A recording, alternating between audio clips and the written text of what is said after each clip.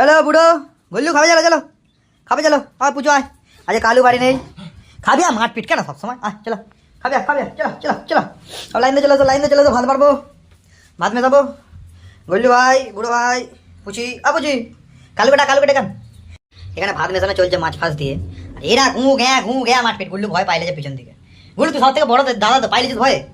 হ্যাঁ তোরা না বাজে, আমার কালু ভাইটা এলো না, যে কালু ভাইটা কোথায় গেছে? চলো ভাতটা মেশে বলছি। এই ভাতটা ভাগ করছি টুকটুক করে। এটা যে পাবে তার ভাগ্যে কাঁটাটা আছে, কাঁটা যে পাবে তার ভাগ্যে কাঁটা।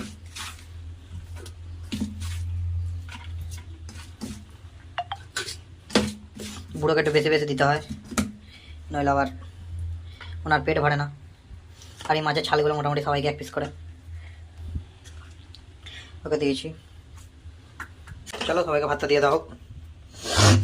এখানে পাঁটি সব দিকে ছাড়, এখানে বুড়ো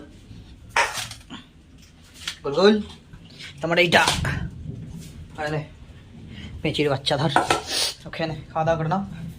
ছাগলগুলো আজ ভাত নষ্ট করলো, শুঁকে মাছগুলো খেয়ে গিয়ে আর খাচ্ছে না।